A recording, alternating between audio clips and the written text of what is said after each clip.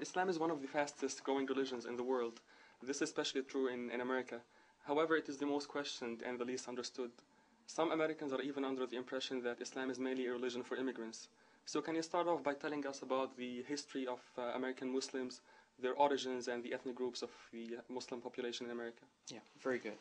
The history of Islam in this country is a history of various waves of Muslims from various parts of the entire world coming here. The United States is a nation of immigrants, and the Muslim population started walking upon the North American continent as early as 889 of the Common Era. It is evidence that in 889, Kashkash ibn Sa'id from Iberia, from the Andalus, the Spanish peninsula, actually came to the United States and traveled back to Al-Andalus. He was a Moor, and of course, Islam dominated the Iberian Peninsula for over 800 years. We also find that in the 1300s, as early as 1310, that a West African Muslim king by the name of Abu Bakr I traveled with over 2,000 ships and thousands of men to the landing in South and Central America. And there's evidence that their excursion took them as far north as Canada. There's evidence that there are cave writings in California and Arizona about how these Muslims traded with the Native Americans and intermarried with the Native Americans and actually became absorbed in many instances with these Native American tribes. There are over 565 cities, towns, and villages across the United States that have names of Islamic or Arabic origin. One of the most fascinating stories about this interaction between Native Americans and the Muslim population that had immigrated here is that the story of the Cherokee Nation, which was a part of the Iroquois Nation. And the Cherokees in North Carolina, South Carolina, and parts of Georgia, until the 1832, actually wore full Islamic garb. The men wore turbans with a feather on it. The women wore long dresses. In 1867, there was a treaty that was signed by Muhammad ibn Abdullah, and this was a treaty of peace and friendship between the United States government, 1887, the United States government and the Cherokee Nation.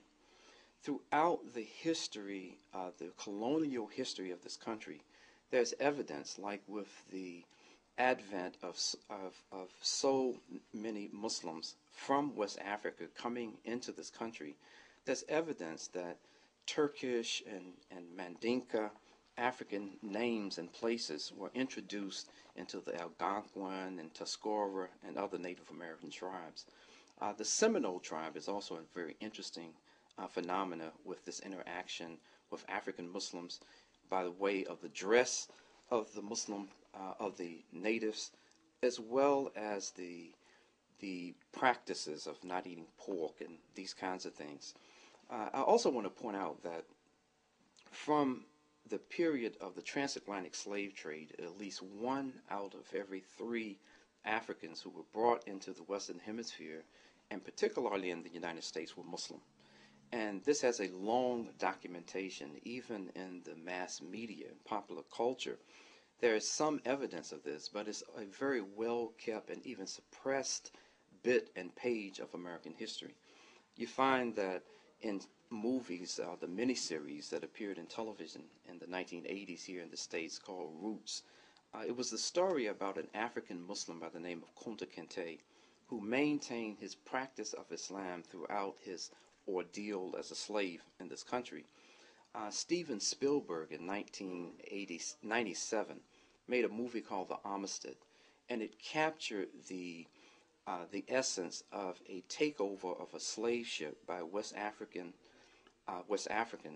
and eventually winning through the Supreme Court their freedom and going back to Africa. But what Spielberg left out is the documented fact that the majority of the African slaves on the Amistad, were Muslim. So there, one other example in the movie that Denzel Washington starred in called Glory. There's also a very similar phenomena with the 55th, what was called the All-Colored Division. There was a Muslim by the name of Muhammad ibn Said who was a part of this very glorious fighting unit out of Massachusetts. So Islam has a very intimate relationship with the colonial history of this country, with various waves of immigration coming into this nation, starting as Muslims coming as early as 1875, continuing until this day.